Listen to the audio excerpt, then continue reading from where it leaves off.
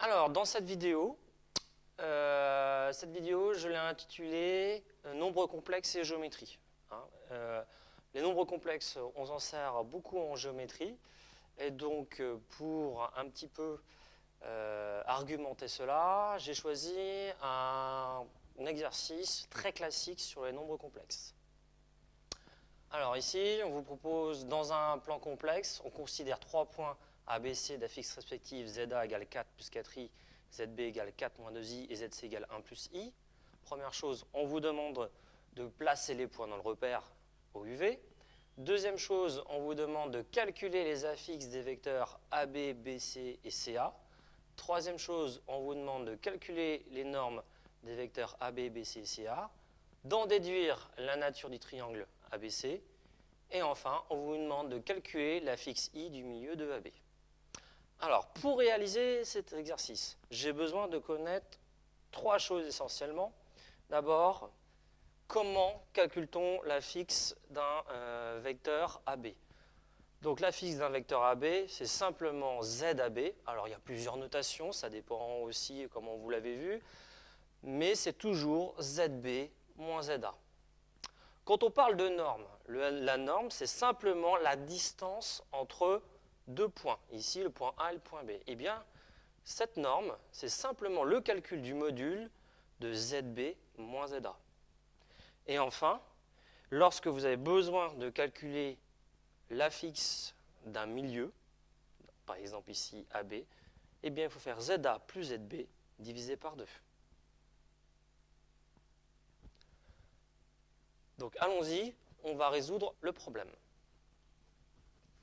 Première chose, on vous demande de placer les points dans le repère UV. Première chose qu'il faut se rappeler, c'est que les nombres complexes, comme les nombres dans un repère cartésien, ce qu'on a en abscisse, c'est simplement la partie réelle du nombre z.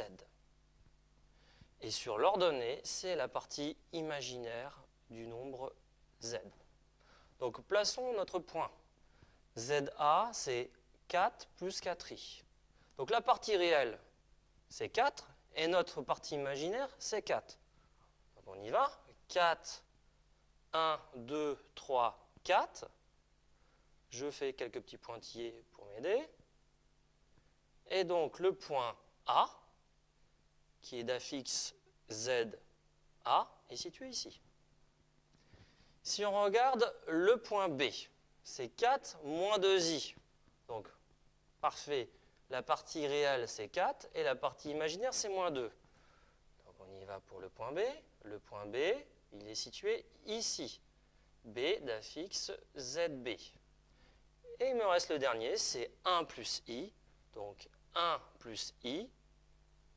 Donc, réel 1, imaginaire 1. Donc, voilà notre point C. Alors, ici, on vous demande, dans la deuxième partie, une fois que vous avez placé les points, de calculer les affixes des vecteurs AB, BC et CA. Eh bien, on applique la formule que j'ai présentée tout à l'heure. Donc, ZAB, c'est égal à ZB, donc première lettre, moins ZA. ZB, 4 moins 2i, 4 moins 2i, moins 4 plus 4i. Et on n'oublie pas de mettre la parenthèse. 4 plus 4i. Comme j'ai mis une parenthèse, je suis obligé de changer les signes, ce qui nous donne donc 4 moins 2i, moins 4, moins 4i. Ce qui nous donne donc ZAB, qui vaut donc moins 2i, 4 moins 4, ça fait 0, moins 2i, moins 4i, ça nous donne moins 6i. Donc, pour plus de facilité, je vais le noter ici. ZAB égale moins 6i. Je vais en avoir besoin tout à l'heure. Ensuite, ZBC sur le même principe. C'est ZC moins ZB.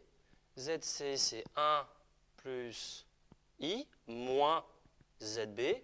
4 moins 2i. 4 moins 2i. Même chose, je change le signe après. 1 plus i moins 4 plus 2i. 1 moins 4, ce qui nous donne moins 3. I plus 2i plus 3i. Donc ZBC est égal à moins 3 plus 3i. Enfin, le dernier, ZCA. ZCA, c'est ZA moins ZC. ZA, 4 plus 4i moins ZC, 1 plus i. 1 plus i, je change le signe. 4 plus 4i moins 1 moins i, ce qui nous donne 3, 4 moins i, moins plus 3i. Donc voilà, ZCA égale 3 plus 3i, et ici, moins 3 plus 3i. Alors, pourquoi j'ai noté ici? C'est que certainement, on va s'en servir pour calculer ici les normes des vecteurs AB, BC et CA. Alors, je vais rappeler ce que c'est que la norme. La norme d'un vecteur. La norme d'un vecteur AB, c'est simplement le module de ZB moins ZA. Mais le module de ZB moins ZA, ZB moins ZA, c'est égal à quoi? À l'affixe du vecteur AB.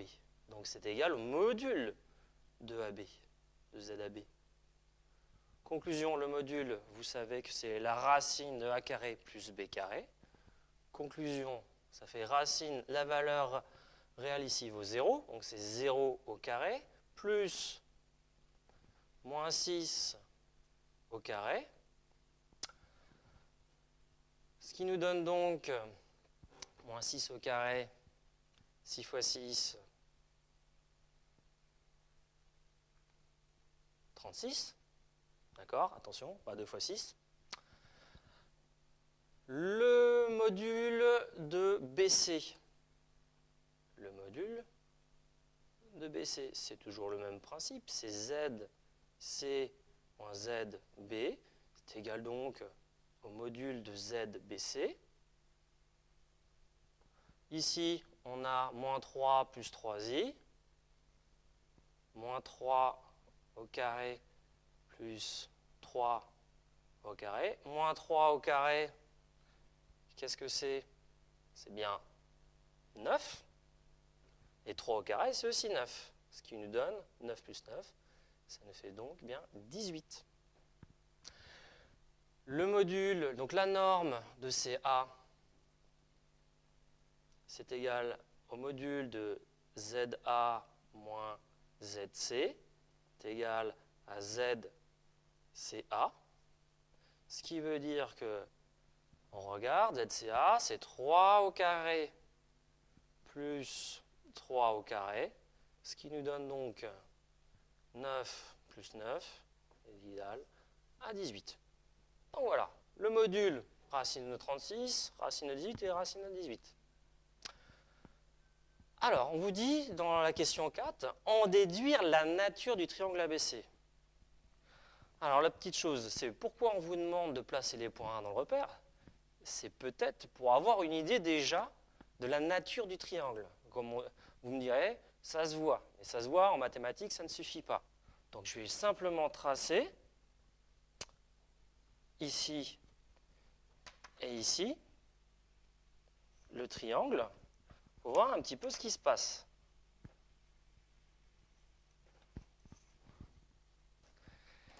Manifestement, on dirait bien qu'il y a un angle à 90 degrés ici.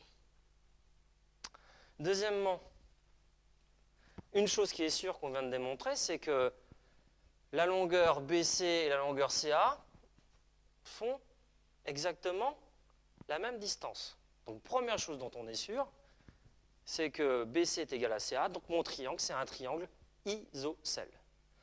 Maintenant, Si on veut démontrer que le triangle est un triangle rectangle en C, et il y a un bon vieux théorème que tout le monde connaît, c'est le théorème de Pythagore. Donc on va appliquer la réciproque du théorème de Pythagore qui dit que le carré de l'hypoténuse est égal à la somme des carrés des deux autres côtés. Donc le carré de l'hypoténuse, regardez ici, l'hypoténuse c'est le côté le plus grand.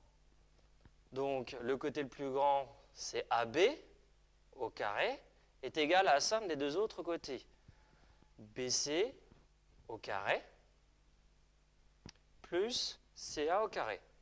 Donc l'idée générale sur cette question-là, c'est est-ce que cette égalité est vraie? Si elle est vraie, alors c'est un triangle rectangle. Donc regardons, ABE au carré, ça vous fait 36, racine de 36 au carré. BC, c'est quoi? C'est 18, racine de 18. Donc racine de 18 au carré, plus racine de 18 au carré. Or, une racine élevée au carré vous donne le nombre qui est juste en dessous. On a bien 36 qui est égal à 18 plus 18. Ça, c'est vrai. Donc, conclusion, eh bien, notre triangle ABC, d'après la réciproque du théorème de Pythagore, notre triangle ABC, ABC, est un triangle rectangle. Et ça, c'est la réciproque du théorème de Pythagore. Et en plus, comme les deux côtés sont égaux, il est isocèle. Triangle rectangle isocèle. Enfin, pour finir, c'est juste pour appliquer la dernière formule vue préalablement, on vous demande de calculer l'affixe I du milieu de AB. Alors, pour calculer l'affixe d'un milieu, on reprend la formule qui a été donnée au préalable, c'est de dire que ZI est égal à ZA plus ZB divisé par 2. Donc ZA, 4 plus 4I, ZB plus 4 moins 2I divisé par 2. On ajoute les nombres réels, 4 plus 4, 8, 4i moins 2i, ça fait 2i divisé par 2. On ne peut pas laisser ça comme ça. Hein. 8 divisé par 2, ça fait 4, 4 moins i. Donc le nombre complexe i, c'est zi est égal à 4 moins i. Alors si je veux le repérer un petit peu dans le repère, c'est 4 moins i. Bah, finalement, c'est 4 plus 2i. C'est 4 plus i ici. Donc finalement, regardez sur la figure, 4 plus i. Donc votre milieu, il est bien ici, image de ZI. Et ici, j'ai oublié de le noter, c'est image de ZC.